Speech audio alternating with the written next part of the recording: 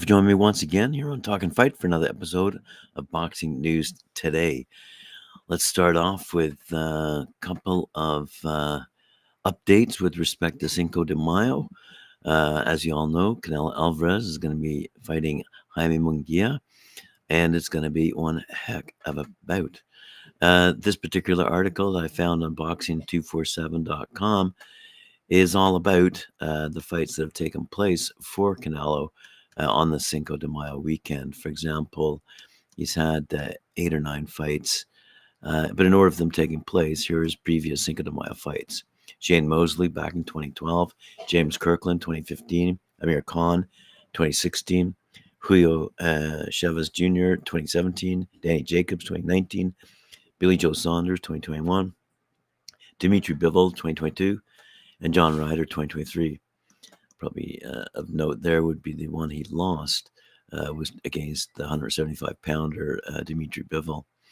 So we're all looking forward to this big fight upcoming on Cinco de Mayo weekend, May 4th in particular, and see how Canelo does, even though we were hoping for a David Benavidez showdown. But nonetheless, this will be a good fight, and a very entertaining fight, and a very good battle, I think.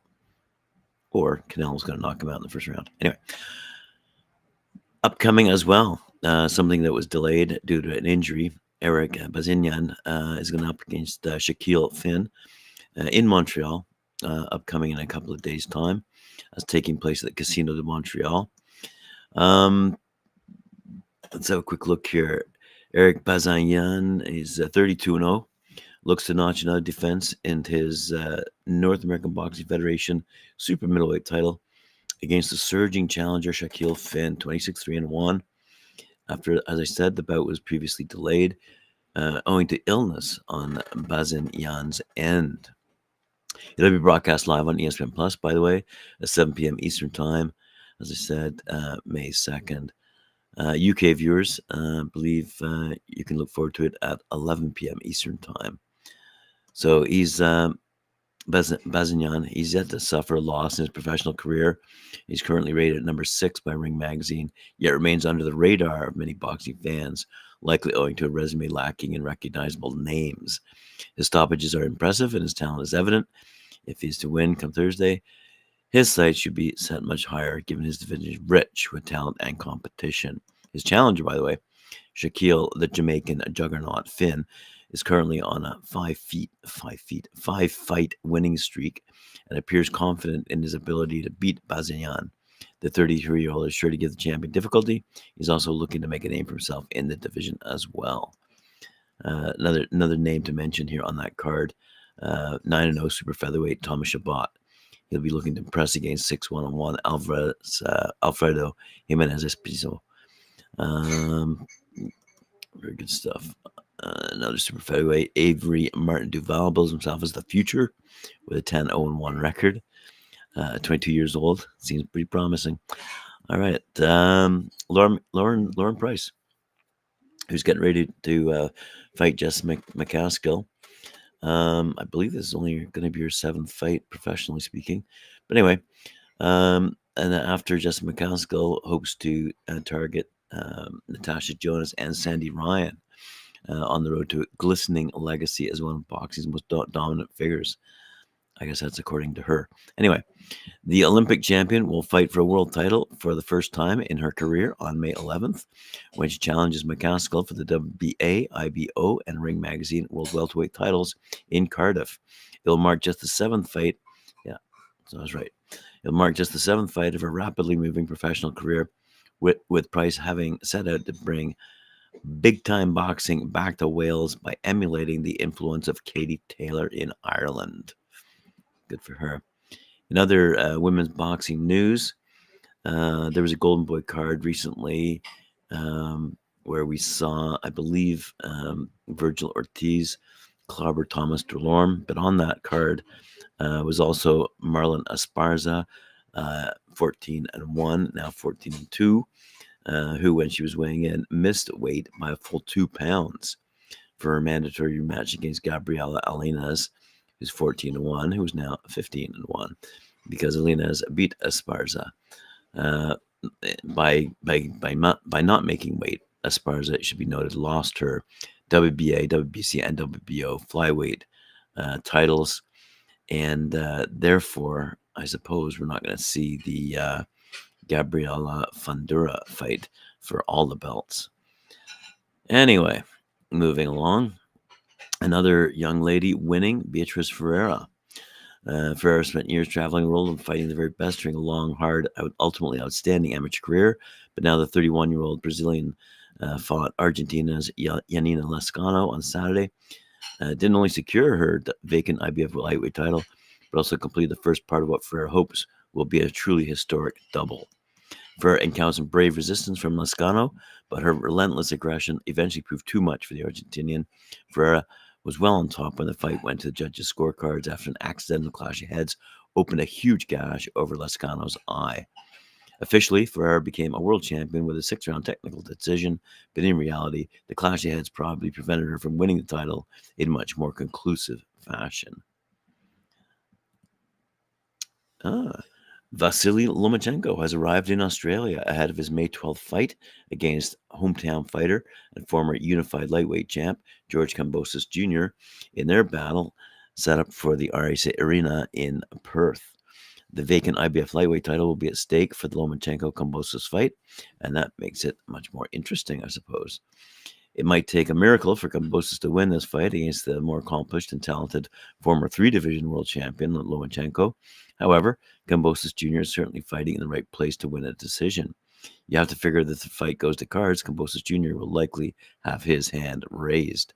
Kambosos' last 3 fights, Maxie Hughes, a highly criticized 12-round majority decision win for Kambosos in a fight that a lot of fans saw him losing.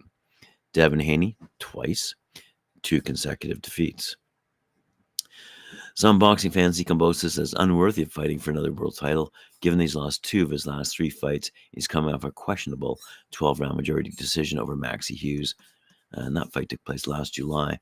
Anyway, ideally, Kambosos should have given Hughes a rematch to show the boxing public that he's truly a better man and not just someone who got lucky with the scoring. Instead of doing that, Kambosos moves on and goes into this fight with Lomachenko, looking tarnished in the eyes of fans who saw his fight with Hughes and watched his consecutive defeats against Devin Haney. So, Kambosos' record, by the way, for those interested, 21-2, 10 knockouts. Potentially should have lost to Hughes. Anyway, other fighters, results here. Former junior welterweight champ Jose Ramirez scored a unanimous decision victory over Ranches Bartholomew after 12 hard-fought rounds that took place in Fresno, California. Ramirez, 29-1, 18 knockouts. ESPN's number 8 ranked at 140. Won by scorecards of 119-109, 119-109, and 118-110. It was Ramirez's first fight with new promoter Golden Boy and his 3rd consecutive victory since losing his belts to Josh Taylor back in May 2021. Someone else on the winning side of things, unbeaten super welterweight contender Vergil Ortiz Jr., now 21-0, 21 knockouts, made quick work of former world title challenger Thomas Dulorme on Saturday night to set up a mouth-watering August 3rd showdown with WBO junior middleweight champ Tim Tszyu. I know you're just watching this fight, Tim. I know I'm ready. I just want to beat the best. They bring me opponents, and I knock them out, said Ortiz. Good for him. All right. Another name I want to mention, because I'd never heard of this fellow before, quite frankly. But I thought I'd bring it to your attention, Tom Rafferty. He headlined a fight in Manchester, England, in the middleweight division and sent his large contingent of fans home happy, stopping Vidas Balkiakis in 4 rounds. That was his 5th fight in 11 months. Wow. And he obviously benefited from the momentum of quickly moving from fight to fight. Known as the Tommy Gun, he's been working on distance, bodywork, and maintaining his shape, doing inside work with his trainer, Steve Maillet. And the fighter showed improvements in all of those departments against Balkiakis. Rafferty, he's 12-0, 4 knockouts, consistently hurt the Lithuania's Balkiakis with his left hook to the body, finally putting him down for the count with a well-timed shot midway through the 4th round. After a short break, Rafferty will step up to 8 rounds, after which he can realistically begin looking toward area and English titles. So a name to look out for in the middleweight division, probably moving up, Tom Rafferty. Former world champ Jürgen Brechmer served as both promoter and trainer in a show in Nuremberg, Germany, held on Saturday. He fared well as promoter, but had to throw in the towel when his cruiserweight, Armand Hochach, 18-4, 9 knockouts, was out on his feet against Huseyin Cinkara, 22-0, and had to be retired. Cinkara looked very good against Hochach in the IBF Eliminator and is now expected to face the winner of the Dmitry Bivol-Artur Beterbiev fight. And I think he's be standing in line for that particular battle. But anyway, we never know, do we? And I'm going to close out with some sad news. Ardi Ndembo, remember I brought this to your attention a few weeks back. He was knocked out in his heavyweight battle in the Team Combat League. He was taken to a hospital, put into an induced coma, but sadly, at the age of 27, he died in hospital. He was competing against Nestor Santana on April 5th in Miami, as I said, when he suffered a knockout that left him unconscious in the ring for several minutes. He was taken to a Miami hospital where a coma was induced, and he succumbed to his injuries now 3 weeks later. We at Viva Promotions mourn the loss of Ardi Ndembo, a talented Congolese boxer who tragically passed away after a knockout in a Team Combat League match on April 5th. The promotion said in a statement, he remained in an induced coma until his untimely death. Rest in peace, Ardi Ndembo.